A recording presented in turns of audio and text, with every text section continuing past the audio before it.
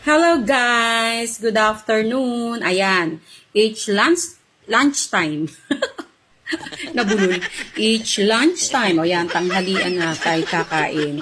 Ngayon, gagawa ako ng video reaction kasi ang ating chef for today is si ate. Ayan. Ayan. Ang niluto ni ate ay tahong. Ayan, tahong. Tahong ni Joanne.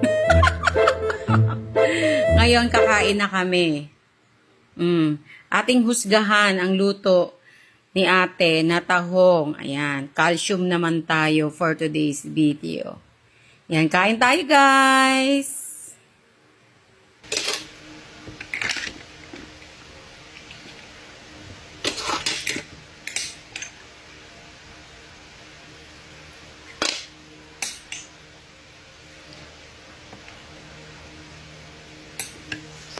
Ayan, atin ang husgahan ang luto ni Joanna na tahong.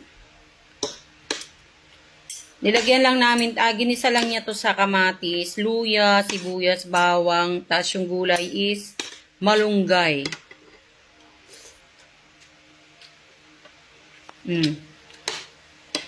Okay sa sabaw, pero kanina kasi maalat dahil mataas ang tolerance ni ate sa alat. Kaya, tinuturuan ko siya mag-control nun. Ayan. Okay sa sabaw. Sarap kain. Laman natin ang laman. Ito ang tahong ni Joanne.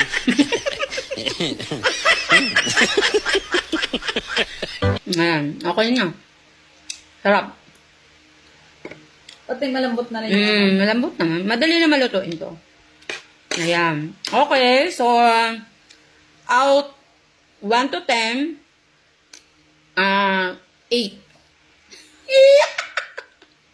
8 kasi nga hindi kompleto yung rekado mo.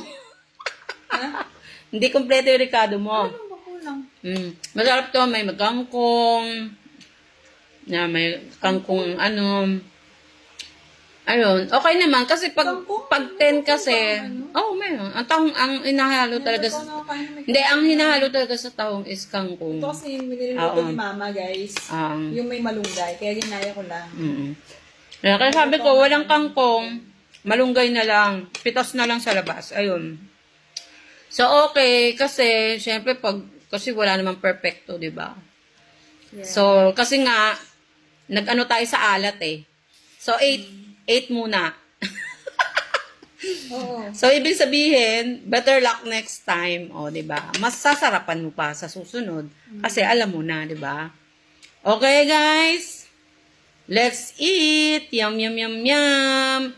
Stay safe and stay blessed to all. Bye!